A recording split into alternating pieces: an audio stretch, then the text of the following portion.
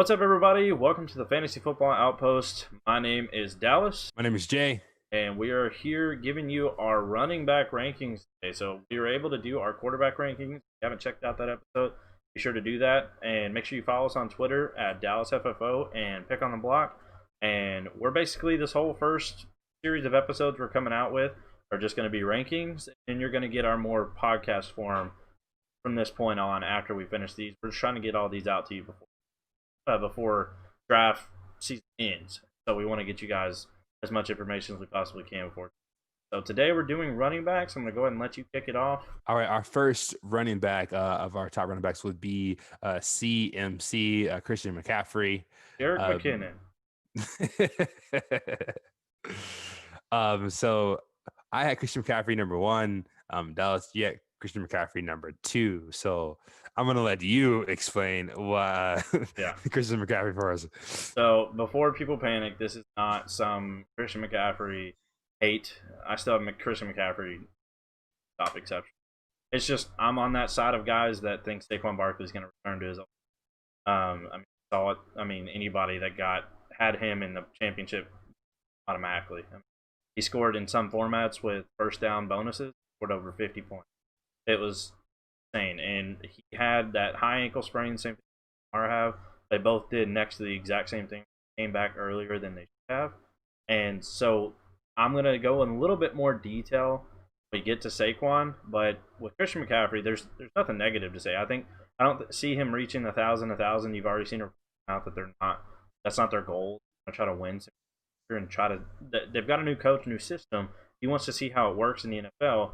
Kind of similar to what Arizona did last year, where they know it's probably not going to be over the top exceptional this year, but they want to see what works and what doesn't, and what to change, because you've got a college coach coming in and wanting to implement his system, but not everything is going to work. And so I do think there's going to be a little bit of experimenting, but I do think Teddy Bridgewater is the perfect quarterback for both him and DJ Moore. So I still think he's going to have. I think I have him projected around like 700 passing yards, and I still have him like 1,200, almost 1,300 rushing. So he's still through the roof, good for me. I just think this is more if he comes back down to earth a little bit, and then Saquon joins him in the clouds again, if that makes sense.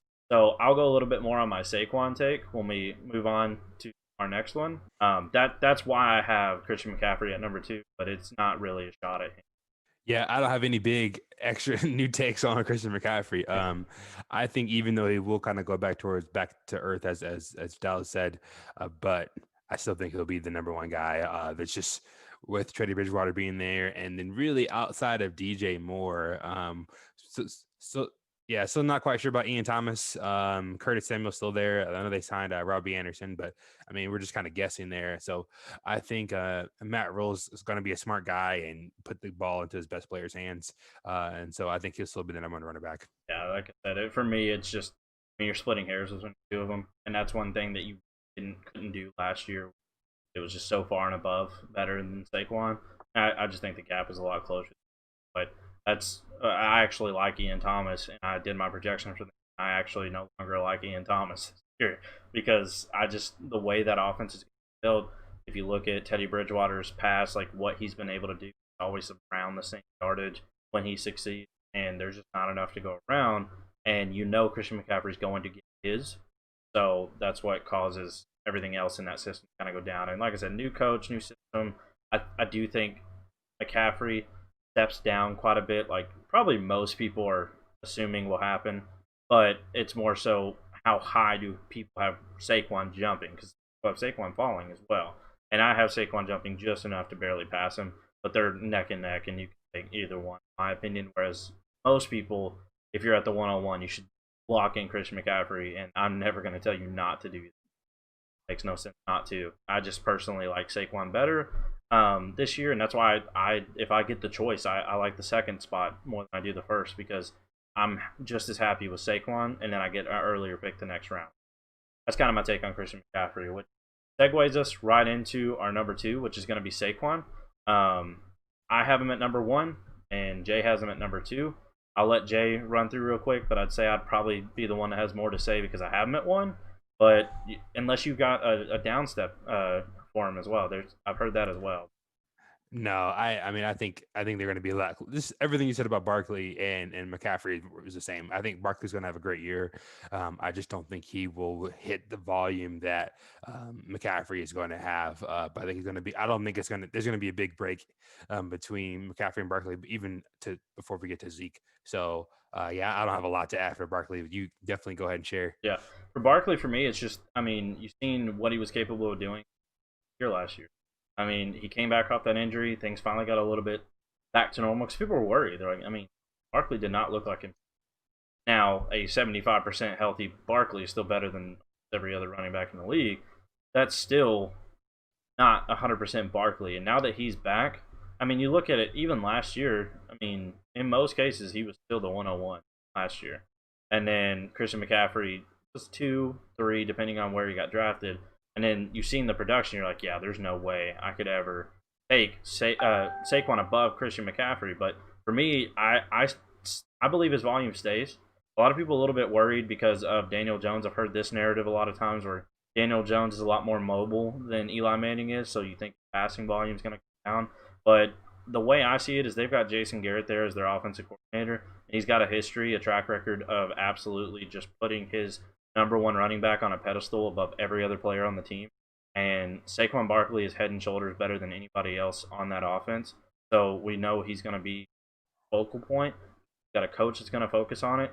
Got a brand new coach that's wanting to succeed that most people didn't even know who he was before he got there. So I think Garrett's going to have a lot more input than we're there, and I just think he's gonna put Barkley on the pedestal he should be on, and his usage is going to be through the roof. And then Daniel Jones had a lot of efficiency issues last year, and I think he improves that by giving it to one of the best playmakers in the NFL. And so I don't see a volume issue at all on Barkley. I think he returns back to his days of being an absolute monster on the field. And so I have him barely ahead of Christian McCaffrey just because I think, if you're looking at it, I have McCaffrey was on a mountain and Barkley was like right there at the base of it, but they're still way up above everybody else. And now I think they're kind of meeting halfway on that mountain, or either way you want to look at it, maybe Christian McCaffrey was way above it, and now they're meeting each other at the top. Whatever, however analogy you want to put it together, I think they're going to be next to the exact same. But I personally have Barkley a little bit higher because I think he's relied on a little bit more, which is hard to say when it McCaffrey. But I just think their usage is going to be very similar this year. And I think with what Barkley is capable of, I just think he does a little bit more with it. So that's why I have him right ahead. But it is splitting hairs. It's not. I am not putting all my money on it. If Christian McCaffrey scores higher, then I wouldn't be shocked. Okay, our running back number 3 is Ezekiel Elliott. We both had Zeke at running back 3. Does start talking about why we unanimously had Zeke as our third best running back. All right, so we dove into this a little bit on our quarterback rankings, discussing Dak. And there's two narratives you can go with Zeke this year, and they're both positive. One is going to return back to his form where he's just the absolute focal point of the offense, and he's going to increase his rushing numbers by quite a bit, especially because of how efficient the passing is going to be. I have the lanes to it. And then there's the other narrative that I tend to take with Elliott, where he's still going to be heavily used in rushing, but I think because of how high powered the offense is passing, his touchdown numbers are going to go way up. Would not be surprised to see like 11 or 12 rushing touchdowns because of how many opportunities you get at the goal line. And then you also factor in maybe 2 or 3 or 4 receiving touchdowns as well. I mean, I think he returns. He's not going to be. I mean, he's on a mission, man. You've seen it all off season where he's just taking all this criticism. A lot of people are starting to call him like pretty much a crybaby over it, like Michael Thomas when he's on here, because somebody ranked him outside of the top 12, something like that. They had him like ridiculously low. Said he was like a number 13 running back in the league or that. So I mean, that adds fuel to the fire, and it depends on how that's going to go. I personally think it's going to be on a touchdown side, and I'm pretty sure Jay's on the side that he's going to increase his rushing. Either way, he's going to be an absolute monster, and I think he's. I mean, we've already seen it. He's the most reliable running back in the NFL. Never has a bust game ever. He's just fantastic, year in, year out, week in, week out, and I just so reliable. And in some leagues, he's going as like the 5th or 6th running back. So I don't get that at all. I've seen that quite a bit where he drops to like the 7th or 8th spot, and shoot, you let him go anywhere past the 3rd spot, and I'm taking him. I'm taking him at the third spot. So it's just he's a smash every year, and nothing's changing this Yeah, and I think the positive cowboy narrative makes sense here. I think they'll have a good team. Their defense is dramatically improved, which lends me to believe they'll run the rushing. ball more. Yep. So that kind of it all kind of fits together to have Zeke in this spot for me. Yeah, it doesn't matter how you look at it. They're all positive. I cannot think of a negative thing to add to Zeke that makes me think he's going to come down at all. Like I said, if people think they're going to pass so much that he's not used as much, he's just touchdowns are going to increase. Either way, it's full steam ahead for Zeke. All right, so our number 4 running back on the list is Alvin Kamara. I have him at number 4, and Jay has him at number 5. And Alvin Kamara he's very simple. Doesn't need a whole lot of explanation. But I'll let Jay go ahead and kick him off. But I'm pretty sure we both feel next to the exact same. Yeah, huge Kamara fan as like an NFL player. So I'm glad if he'd be healthy. And I think before they're just gonna rely on him more. With Drew Brees getting a little bit older, we talked about the depth of target of going after Thomas last year, and I just don't see Thomas getting the same volume, and I think that's going to translate to going to Kamara and then increasing their rushing between him and Latavius Murray. So I don't think Kamara will really have 1,000-yard rushing season if it's not really his thing. We look at his total yardage between receptions and rushing. I think it's going to be a great year for him. So I see them relying on the run game now that he's back. He said he's back and he's feeling better and in great shape, and I think they just utilize him a lot more consistently than they'd had in the past. And one thing that I'm just going to jump in. I completely agree with what you said. That a lot of people have been buying into the struggles he had last year, and that's why he's fallen for some. But like a lot of people getting that he had that high ankle sprain and he was hurt. He even came out and said at the end of the year he literally played on one leg all year. And now I don't know how true that is. Obviously, it's a little bit dramatic on how serious it was, but at the same time, like if that even has an ounce of truth to it, he still was absolutely amazing. So for me, when I'm evaluating him versus the next guys, I can't put any of them above him. It just doesn't fall that way for me. I think on a by the way, our rankings, if we haven't mentioned it yet, this is half PPR. We didn't mention it because the first one's quarterbacks, and that doesn't have an impact on them. This is half PPR rankings, and when you factor in half PPR, I just think an absolute monster, especially full PPR. He's going to be out there receiving work like crazy. So hey, he's just the lock, just like the others. He's the tier breaker for me. After him is when it starts to drop to where guys blend. Some people have a few other guys included in that first tier, but for me, it's these first 4 we named, and then it jumps down after that. So not significantly, they're still elite, but kind of where I start considering Michael Thomas if I'm in a draft. Like once these 4 are gone, that's when I'm like, okay, I probably would take Michael Thomas over the next running back. So, but that transitions us to our next one. Our number 5 running back is Dalvin Cook. I have Dalvin Cook at number 6. Dallas has him at number 7, so it kind of averages out to be our number 5. Dallas, you want to talk a little bit about why you have Cook? I mean, not much lower than me, but what's your outlook for him this year? So for Cook, for me, it's kind of a really tricky situation with Greg. This is something that we were literally just discussing before live, where there is a narrative out there where because they weren't able to get a contract done, if you haven't heard already, they quit their negotiation. So it's pretty much Dalvin Cook is playing this year and then he's gone, unless the team for some reason wants to tag him, and that would make no sense. The team moving forward, if you're not going to pay him, you're not going to tag him next year, because this would have been the year to do it. To get him extended next year with the with the shelf life of a running back, it just makes unless they feel they're him away from a Super Bowl. And so there's 2 narratives you have here. Either he goes out and absolutely feasts to try and get another contract, which unfortunately in the world today they're still going to use that as a negative view on him, where oh, you went out and had all this volume, I don't know how much more you have left in the tank. And so kind of a lose-lose situation for him. So we'll see. But there's also a narrative where the team now knows that they're probably moving on from Dalvin Cook, and they want to better evaluate both Madison and Boone. If you're in the deep dynasty world, there is a whole group of people who believe Boone because of his talent, and they're still not completely sold that Madison's the number 2, even though obviously he is on team usage wise, but they still may want to test that out. And so you already seen Madison come out and have kind of his own like Latavius Murray style role to where he still had his own standalone value some weeks. And honestly, I could see that happening more and more this year because the team is just like, look, we know Cook is great. He's going to help us win. But if they start looking like a team that's not contending, I absolutely could see the other running backs coming up. So that's why I still think he's elite and going to have elite production, but I do have him down at 7 for that reason because in these early picks, you don't really want to take the risk. And I think he's one of the higher risk players in the first round. And so I have him sliding down a little bit. That being said, he's still going to come out and absolutely ball out when he gets the opportunity. It's just, for me, I think there's a lot of risk to him, so I have him down at 7. So Dalvin Cook, I have him at 6. There, I have some of the same injury concerns and contract concerns, but really, when it comes to redraft, I'm looking at what is the talent, what is going to produce, and the narrative of him kind of balling out and then leaving. I think he's going to have a strong year. Granted that he stays healthy, and if that's either from the mindset of let me show you guys what you're going to be missing when I leave, or from the mindset of let me show you guys what you deserve to pay me and stay.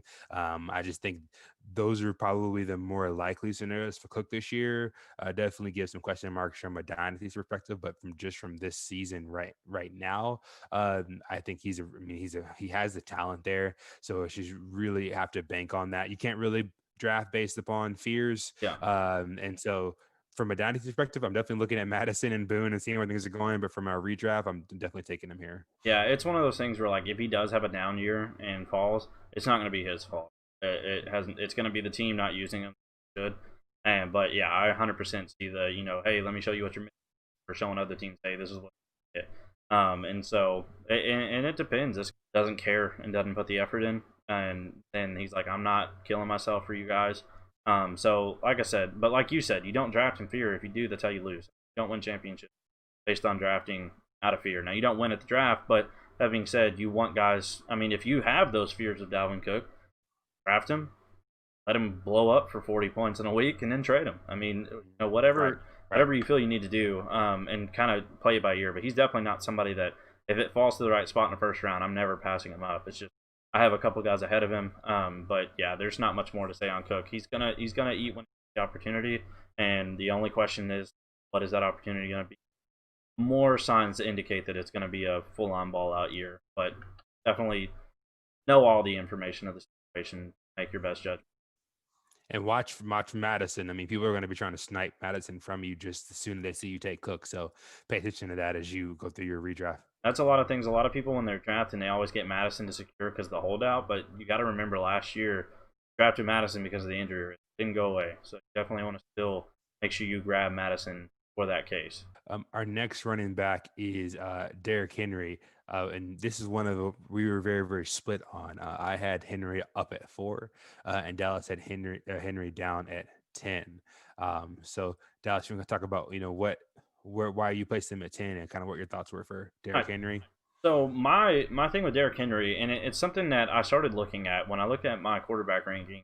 I have Ryan Tannehill very low, and he's like 19 or 20. And so I was sitting there trying to make sense of this. He's that low, it's because they were really good at running.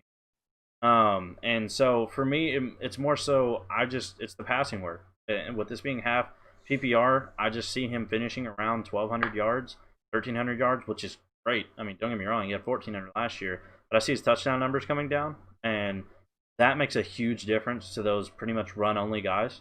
If you don't get those high numbers of touchdowns, then you're going to drop in the ranks fast because the other guys have catches that they're adding to it, and in half PPR, every 12 catches equals one of your touchdowns, and a high amount of touchdowns is like 11 or 12, and so it doesn't take very many catches to offset that in ranking. So that's more so why I have him down at 10.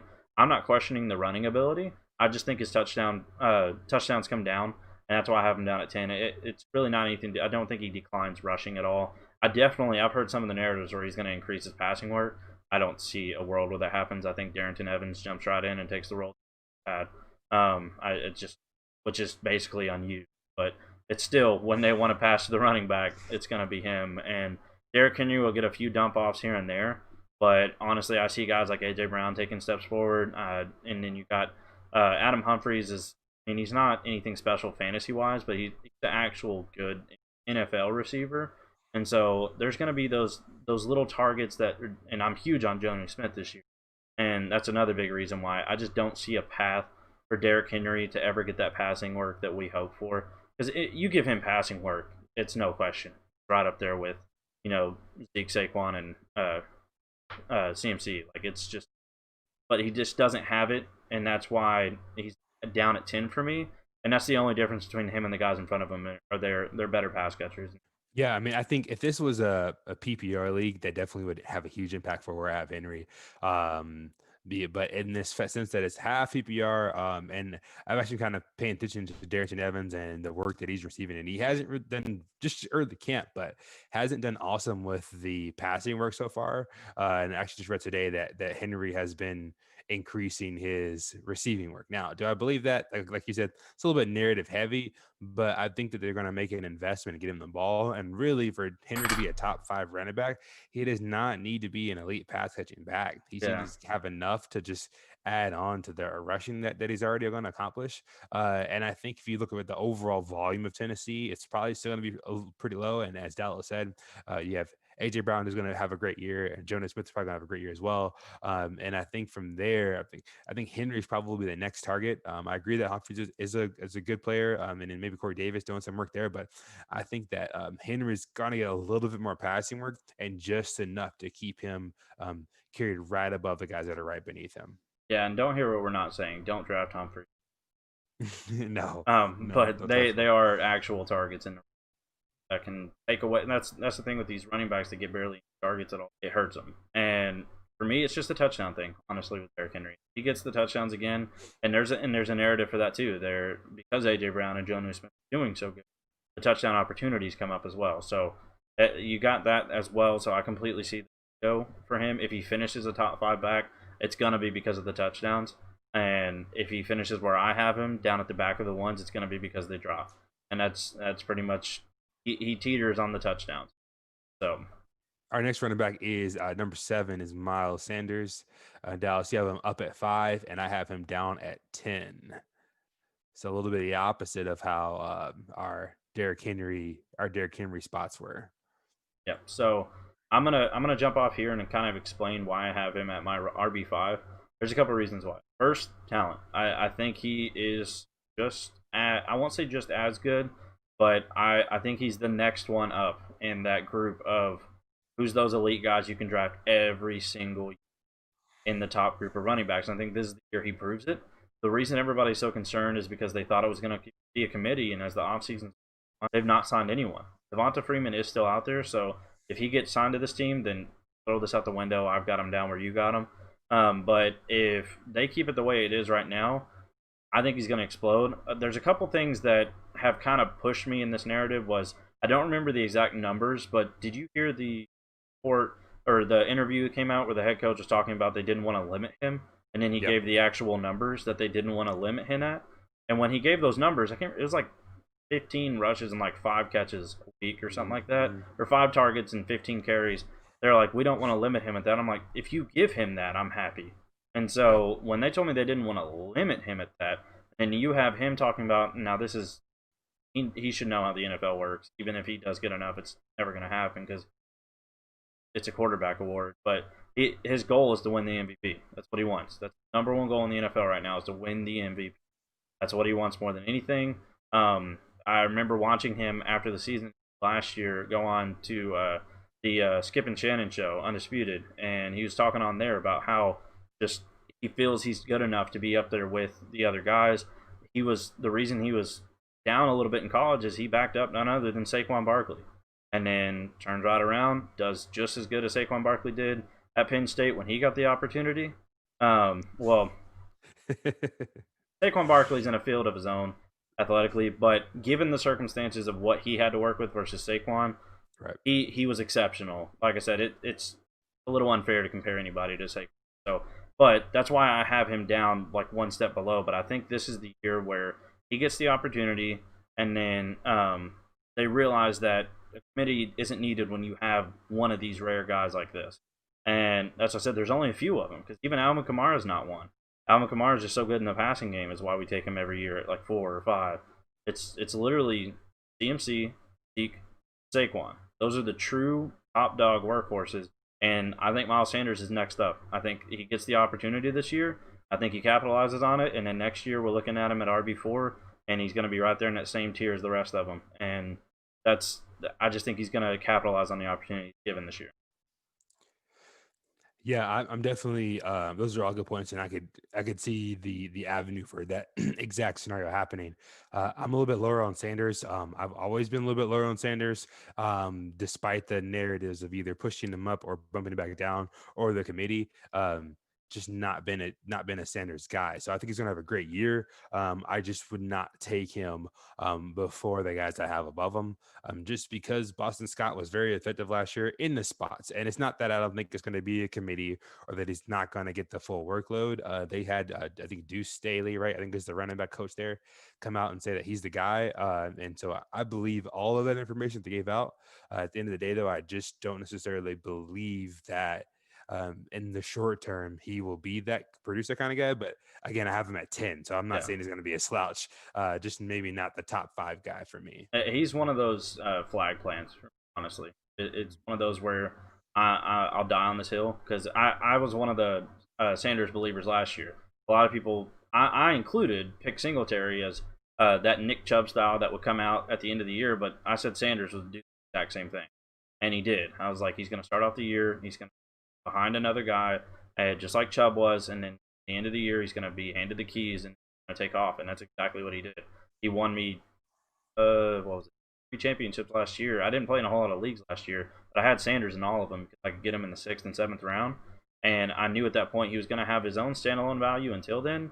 But then, just kind of like the way people were believing CEH before Damian opted out, where like people were still going to draft him in the 5th, 6th round Right. because of the upside once he got the job.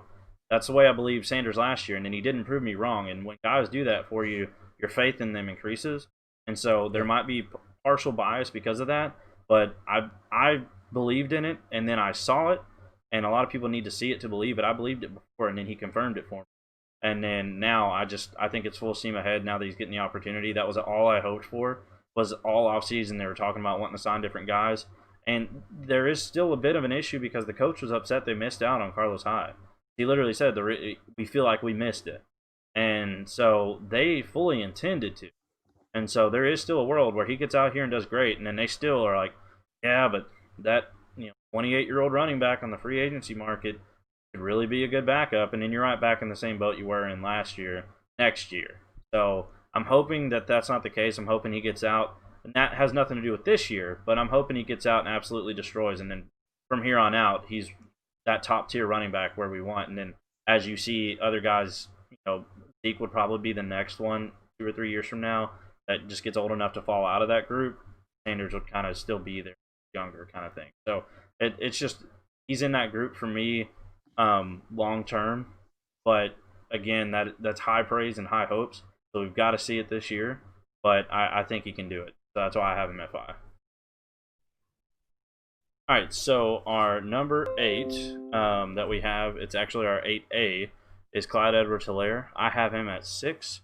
You have him at 11. More people are going to be probably they're in the middle of us or leaning towards on the 6 side. So let's go ahead and hear why you have him down at 11. Yeah, I think we've bought too much into the dynasty hype of Clyde Edwards-Helaire.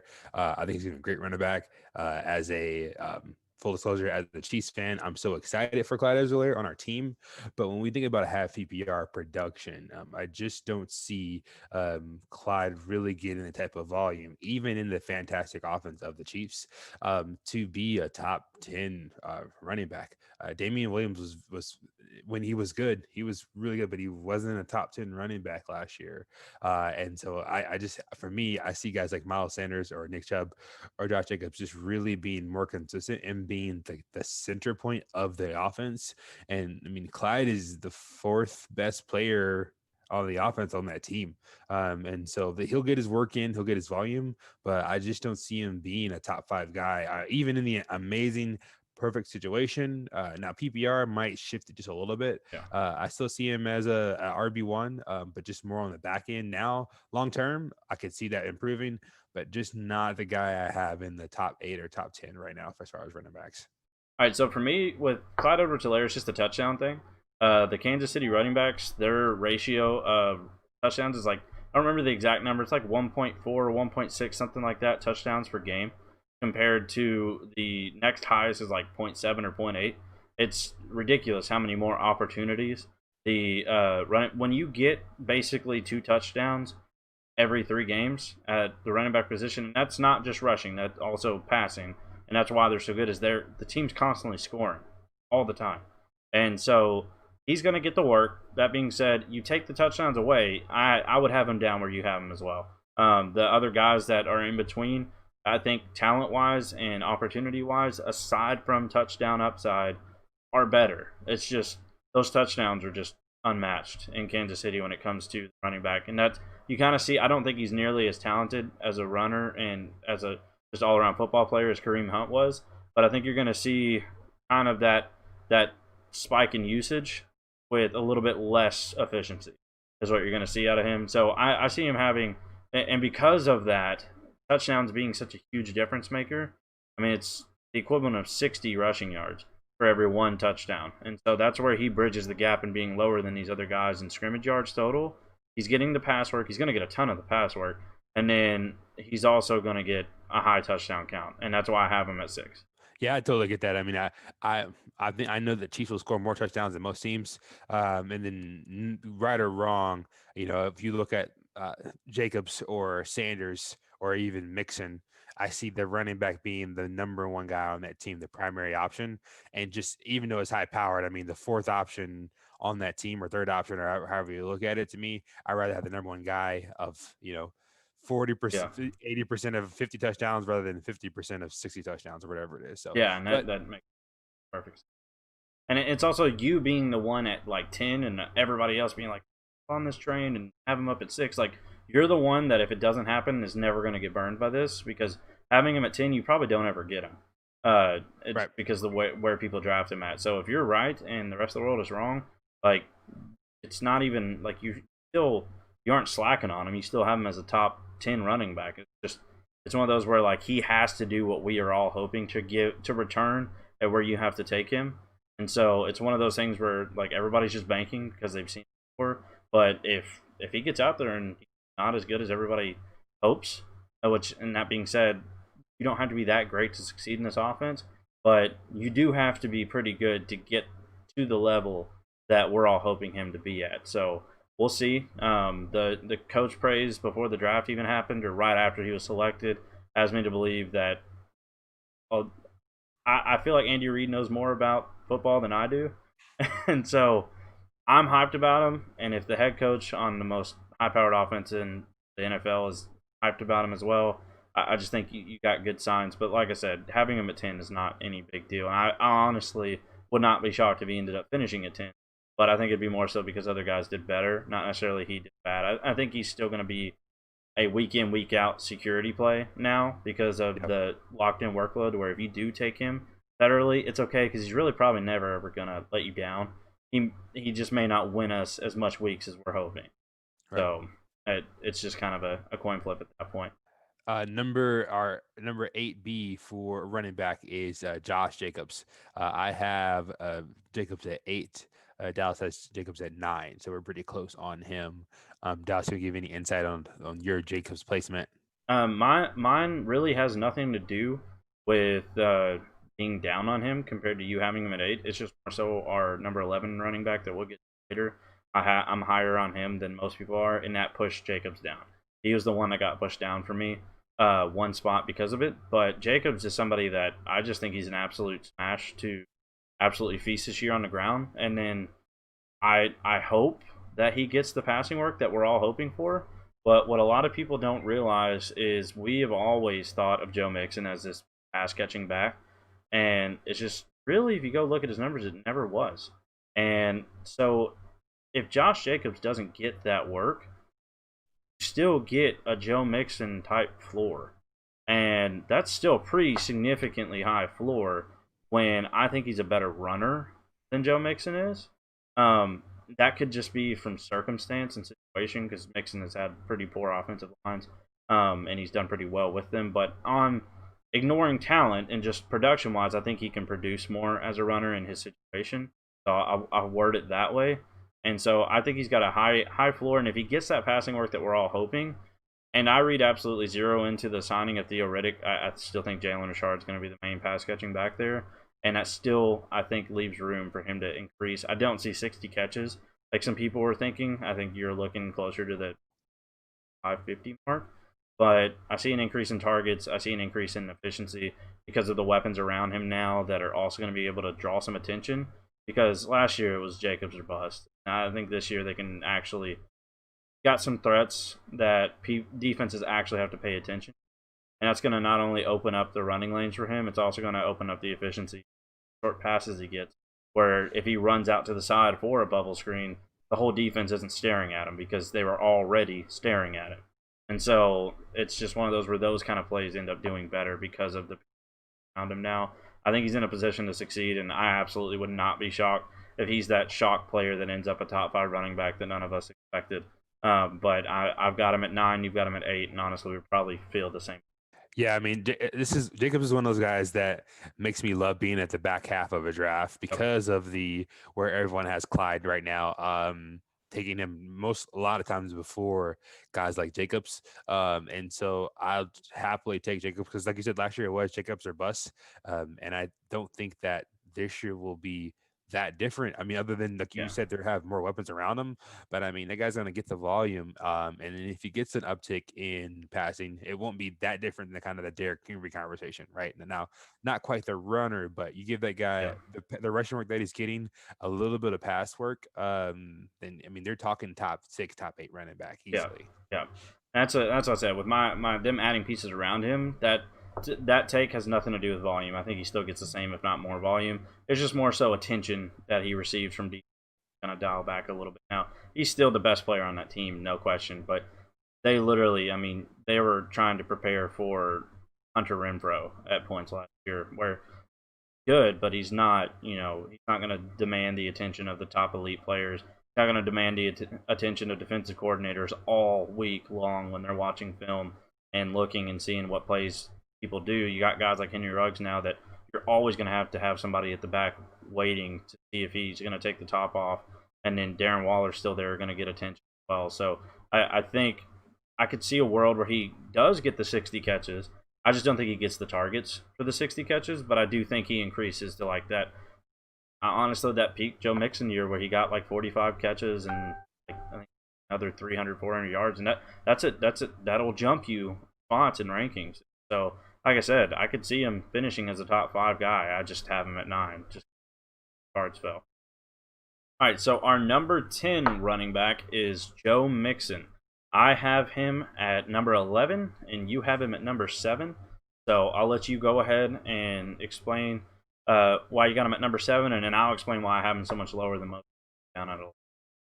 Yeah, I'm definitely, if you notice, I'm definitely pattern driven. So the same topic I talked about for Jacobs as far as the rushing volume plus a little bit of passing volume with the improved surrounding cast, it applies for Mixon as well. As you were talking about how Jacobs has in that Mixon floor. And I think with the addition of Joe Burrow, as I talked about in the quarterback scene, I think opens things up for Mixon a little bit. And I think he will get some of that passing work. I know Gio Bernard's been the guy for a long time. I don't know if that's going to continue to be the case in the same way, but I just really like the possibilities for Mixon, similar to the discussion that Dallas you said about Zeke Elliott with the improved offense increasing his touchdown rate.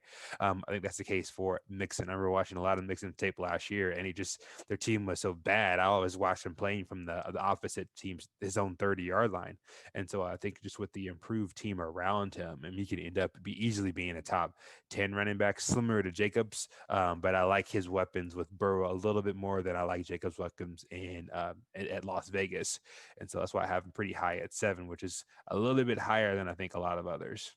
Yeah, I mean, he's one of those weird players where like most rankings he's not at 7, but almost every draft you look at, that's where he goes. And so Joe Mixon for me, he's somebody that I always really like. And he's been my guy year in year out.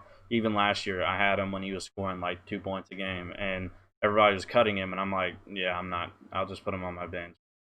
I'm not cutting Joe Mixon. He's talented. And then sure enough, back of the year last year, he went off. Now, there's two ways you can look at that. Most people look at it as, oh, they realized he was that good, so now they're going to give him the volume. I tend to side with a little bit more of they didn't care and they just wanted to just ride the season out, let him eat because they know he was good, and they just let him feast. I think the coach wanted to truly see what he could do. But that being said, there have been reports come out where they have talked about the fact that he's somebody that gets better with volume, and how, and the number they used was once he gets 20 carries or more, he starts to really thrive. And so if that becomes a mission for the offensive coordinators to get him to 20 carries, then and he gets averages at the end of the year like 17 a game, then yeah, I'm gonna be low on him. I'm gonna miss on like how high he should have been. And then another thing that you brought up was a great point that, I treat Ezekiel Elliott as this passing around him is going to improve. And so the touchdowns go up. And that's one thing when I finished Cincinnati's um, rankings, I didn't factor that in. So maybe I need to go and reassess how I looked at Joe Mixon because I had his rushing coming down. He still exceeds 1,000 yards, but I don't think I had him quite at 1,100. But I still had him at like 8 touchdowns, which I mean that's pretty good. But I mean, if it's just like with Elliott there, I mean, if they do as good as I'm the one that has Burrow projected to really do well.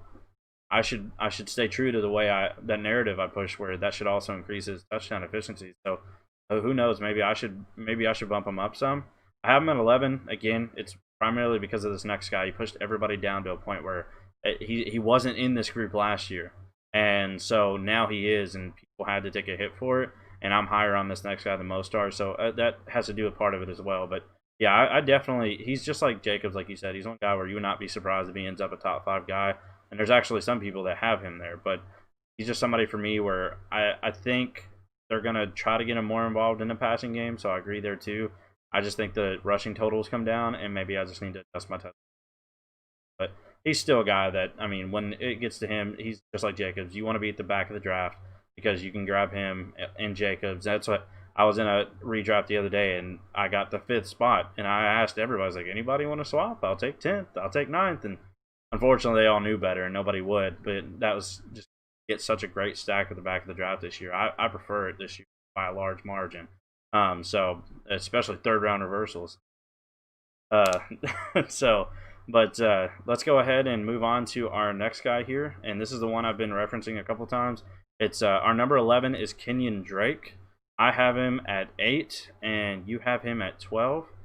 So I'll let you open, and then I'll explain why I have him so high. Yeah, you definitely the Drake the Drake truther of the group. Yeah. I am not specifically high on Kenyon Drake. He's actually barely made it to 12. Um, but because of his situation, I think out there at the Cardinals, with Kyler and Cliff and the team, they're just going to be a lot more productive this year. And he did really well in the role that he had. I think that huge week he had late last year, and then having just the full year of the team. I mean, I like Kenyon Drake a lot, but he's one of those guys, as Dallas said earlier, that just got pushed down by the other guys around him. And so I have no really dislike of Kenyon Drake. I'm just not super high on him. And it was just tough for me to feel confident putting him in ahead of guys like CH or Miles Sanders, that might have somewhat of a similar role. I just rather have the upside of Sanders or even Clyde Edwards-Helaire in that context than Drake. So I don't have any knocks on him. I think he's a good running back. I'm excited to see the work he does in Arizona. I just kind of see him doing pretty good most of the year and just falling right beneath the back end of those top tier running backs. So you have him at 8, Dallas. So kind of what do you see that I'm missing for him? All right, so for me with Kenyon Drake, I'm pulling up my projections here to kind of explain and give a little backstory because I have complete. I actually have him getting 232 rushing attempts, but I have him being really efficient. Well, I have him at 4.8 yards per carry because of that same reason that you talked about, how this whole flowing a lot better. And almost always, when you have very good passing attacks, the yards per carry is higher for the running backs because they have the lanes to work in. And so I'm giving him the opportunity as well as the efficiency with it. and that put him around 1,100 yards rushing. And then this is where he jumps up. Is I also have him being a very, very significant part of the passing game. I have him with 93 targets and 70 receptions. I have him having almost the same type of volume you want to see from those top workhorses. I just don't think he's as good as those guys. So naturally, he's going to be down at like an 8 spot, not at a 4 or 5. But I have him getting 70 receptions and around 500 receiving. So I have him around 1,600 receiving yards or 1,600 scrimmage yards with about, what is it, 13 total touchdowns, 8 rushing and 5 receiving. I have him as a very, very, very focal point of this offense because of when you looked at them last year, you look at Cliff Kingsbury and the way he was looking at his running backs, you can tell he makes it obvious just by who he rosters. He's got Kenyon Drake, got Chase Edmonds, and then they drafted Eno Benjamin. They are all almost the exact same type of running back because he has the type of guy that he wants. Now, a lot of people are talking about how, yeah, and Chase Edmonds exploded, so he's going to be used as well. I honestly don't view it that way with Cliff. I think what he was doing was ensuring that if something happens to Drake, because he has technically never had that workload, which I personally think benefits him, because he's 26 years old, and people are like, well, I don't know, and he's never had to shoulder that kind of workload, and so he's not, as they call it, aged. People like to spin that narrative both ways, where they're like, he doesn't have the experience, he can't do it, but at the same time, he's had too much experience, so he's going to start to decline. I think he's fresh legs, and I think the reason Cliff Kingsbury signs guys like Edmonds and Eno is because he wants to make sure that if something happens, he doesn't have to change anything he does. It's the same concept, but behind the Ravens having RG3 as their backup quarterback to Lamar. He's not nearly as good, but he's the same style of quarterback, so you don't have to make major changes on the offense. And I think that's literally all it is with Chase Edmonds. Seen it last year when they had their guy, he was the one that got the ball. Whether it was David Johnson, and when David Johnson got injured, Chase Edmonds, and they traded for Kenyon Drake. And then another thing that actually came out was they were actually planning on targeting Kenyon Drake in this free agency, but they seen an opportunity to actually acquire him before the trade deadline and went ahead and got him to go ahead and get incorporated in this offense. And then another thing I've heard all off season is that he's now starting to figure out the whole reasonings behind why he's doing what he's doing there. Because last year he fit the offense like a glove, and now he actually can improve even more with it because he understands the concepts of it as well. I just think he's going to be a massive, massive part of their offense and a massive, massive part of why they succeed. And because of how efficient I have Kyler being this year with all the weapons around, I think his running lanes are going to be wide open as well. And I just think he's going to get the opportunity. He's going to thrive in it. But that's why I have him at 8. That being said, a lot of it's passing work. So, I mean, I have him even higher in full PPR. But in half PPR, I still have him at 8. And then, obviously, if you're one of the 12 people that still play standard, he's significantly lower, but it's one of those things where I just think he's going to get the opportunity. I think he's going to shine. What he does beyond this year, I don't know, because Chase Edmonds is so good and does fit it like a glove as well. I could easily see them like, yep, thanks for the help, man. You're great, but we're going to move on and keep Chase Edmonds and just kind of keep that cycle going. This could be one of those teams where like you always want the guy that gets the job, but you just don't know who's year in year out. But this year, I think it's Kenyon Drake, and I think it's Kenyon Drake by a mile. So the last guy in our top 12, we had a couple that were kind of close together. Is Nick Chubb. So I had Nick Chubb ranked at 9, and Dallas, you had Nick Chubb at 13. And the other one that was right there was Austin Eckler. I had Eckler ranked at 15, and you had Eckler ranked at 12. So that was kind of our very close 12 and 13. Went ahead and listed Chubb first because what we did was we took our rankings, combined them, and then seen how they averaged out to give the actual order. So what we'll do is I'll go ahead and explain why I'm lower on Chubb than most. We don't have them that far apart. I have them at 13. You have them at 9. But I guarantee you, in a projection standpoint, we probably have them pretty significantly gapped. Because for me, this is something that a lot of people don't take into account. They blow it off like it's nothing. Anytime I make the explanation for it, is Kareem Hunt. I am a firm believer in Kareem Hunt. I think he's one of the most talented running backs in the NFL. I really do. That being said, I think Nick Chubb is one of, if not the best pure runners in the NFL. That's, for me personally, that's the only reason why this hasn't become a 50-50 split backfield. Because when you factor in all the other things that Kareem Hunt can do, in most cases, offensive coordinators side with that because when you send them out there, you don't know what you're doing.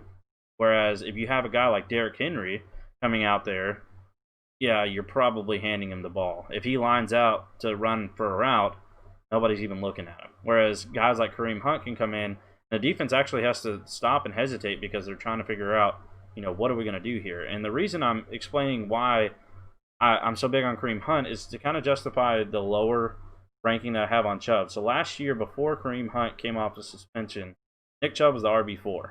And he was insane, absolutely having a monstrosity of a year. When from that point on, when Kareem Hunt came back, he dropped to the RB18, and Kareem Hunt was the RB27. So you can get Kareem Hunt 5, 6 rounds later for next to nothing and still get a borderline RB2. I actually have him as an RB2 this year. And Nick Chubb still costs you a late first, early second round. And for me, the other guys that are there, I take over him every single time because I just don't see him getting that volume people are thinking. And this is another thing a lot of people don't take into account too. When Kareem Hunt was suspended, he wasn't allowed in the team's facilities. He wasn't there hanging out at practice, learning the playbook. He had the playbook, I'm sure, but he wasn't there seeing how it was implemented, what his role would be in it, and all of that. He's now had this whole offseason to get incorporated with the team, actually get out there. And the great part for Kareem Hunt is that he's still going to be out there as a wide receiver when Chubb's there. They plan on lining him up in the slot a lot. But the biggest problem here is a lot of people are focusing on the fact that Stefanski just did nothing but run the ball last year.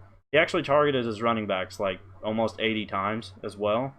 And I'm sorry, but Chubb's not going to be the one getting those targets. And because of that, there's also a significant percentage of the snaps where they have a pass catching back out there. So I truly, truly believe Chubb has lost his third down role.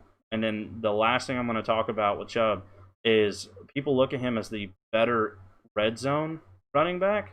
And I don't know how true that is either. Because he actually was, if you go back and look, was not efficient at the end zone at all. He was actually one of the worst when it comes to how many opportunities they had versus how many times they actually scored. He was not good at all. And that's something Kareem Hunt is actually really good at.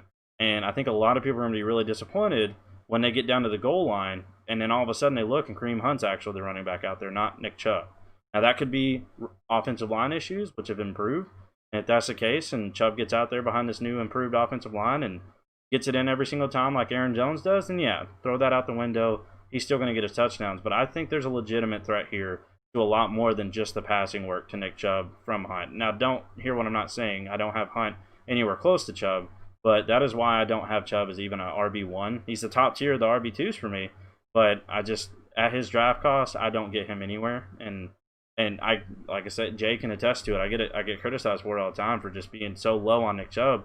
And it's one of those things where I've kind of planted a flag on it, and we'll see if I'm right. And if I am, not one of those victory lap kind of things, because I think he goes right back to being great again next year when Kareem Hunt goes somewhere else. And so it's just a 1 year kind of thing for me with Nick Chubb, where I don't think he's going to be what people are hoping. Yeah, and I don't think you're. A lot of people are kind of going that same way with the Kareem Hunt truthers, you could say. Yeah, And then for me, it's made Nick Chubb quite a value. I've actually acquired him in quite a few leagues for, I think yeah, like much less than he's. second. Yeah, Yeah, mid second, and it's like, well, I'll take him yeah. all day. I would too there.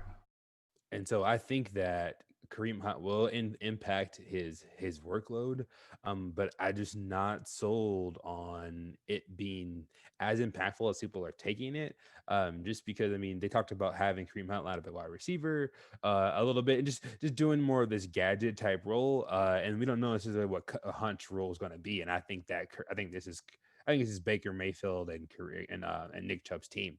And so I really think that they'll kind of establish that who's the alpha running back, and still utilize Hunt in some situations, and including some of the red zone. But I think overall, when you look at this identity of this team and bringing in Stefanski and just the sheer volume of rushing that they'll include, that I think Nick Chubb's kind of is really going to be productive. And maybe he doesn't do a lot of the third down work, but I think even though he wasn't great at it last year, he gets a lot of those red zone touches or the short yardage stuff that this year and kind of be more of this bruiser role and get the spells that from Hunt, almost in the Kamara Yeah. um, um, yeah, and almost in that kind of role. And I think that he can be more efficient than he was in the past, and also stay healthy throughout the season because he is kind of sharing that load. So I think he can still be a really efficient runner, even though he is sharing some of that work with Kareem Hunt.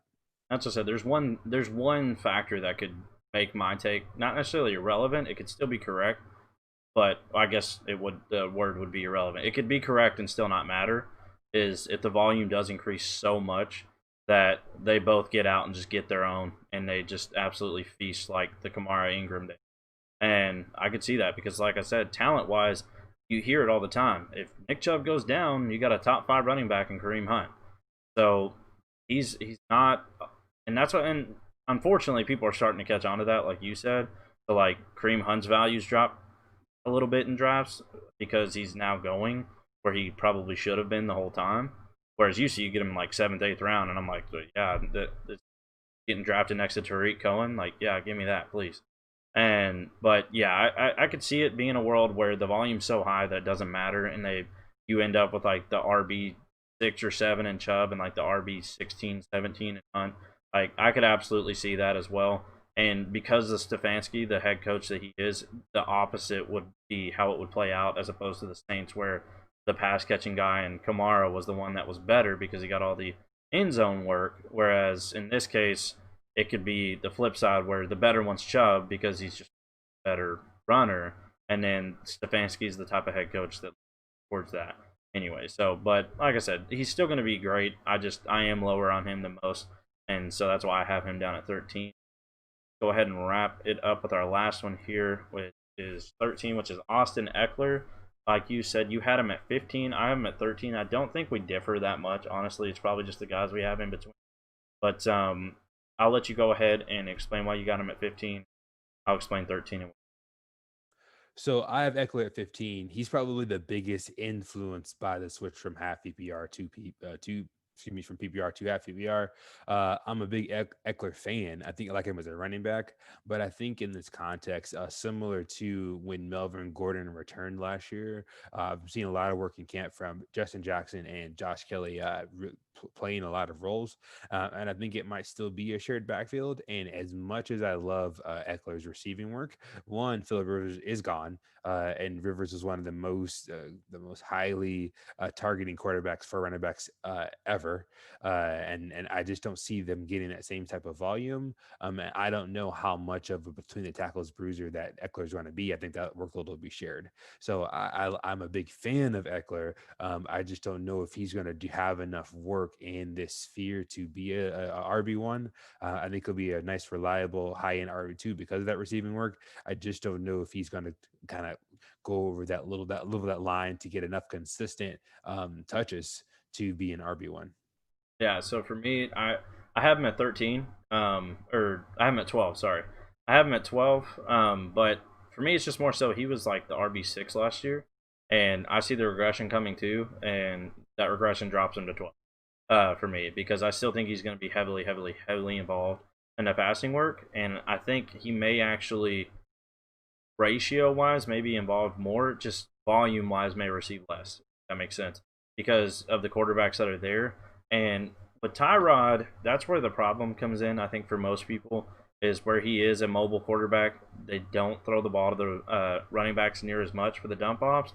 But what a lot of people tend to forget about Austin Eckler when they make that take is that a lot of his receiving work was him down the field running routes. It wasn't just him standing next to Philip Rivers taking the dump off. Now he got a ton of those too, but a lot of his stuff was actually being down the field, and they make plays for him in the receiving work, not just when it happened to be convenient, he received the ball. And so I still think he's going to receive a very, very significant part of this offense. He's one of those guys that could start the year off really, really well as well, because with the recent news of Mike Williams possibly going down, they've got to be able to throw to somebody other than Keenan Allen for those first couple weeks. So he's going to be one of those heavy hitters at the beginning that if you're starting to see early on that he's thriving in the passing game, but somebody like Justin Jackson or Joshua Kelly's coming out and getting a significant part of the rushing, then maybe eat those 2 first weeks and then go ahead and send them off as good trade value, because you could see once they get back to full health again,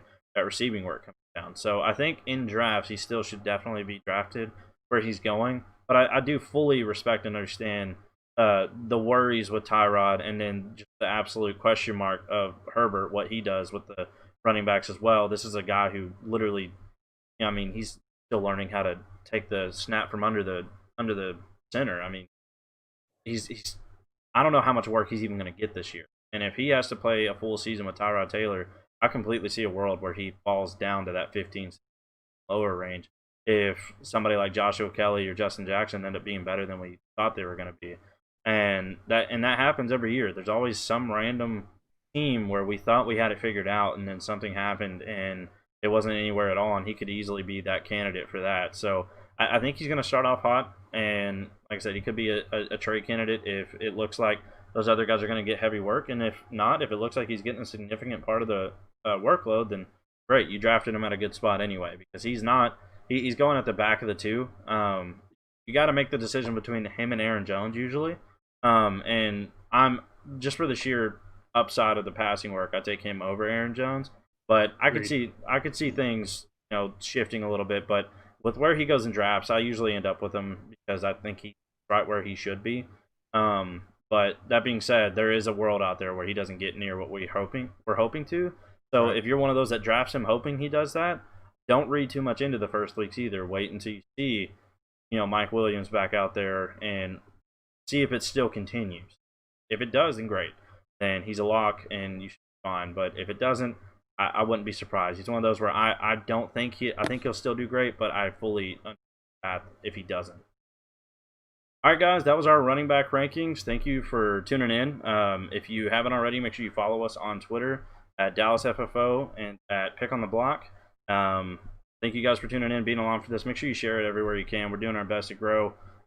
We're kicking things off. Hopefully, we have good takes. If you disagree with them, comment below. We're here. We read them, and like we said, hit us up on Twitter. We'll get back to you almost immediately if we're around our phones. So, but that's it. You got anything else you want to add? No, take it easy. Be All cool. right, y'all have a good one. We'll see you. All right.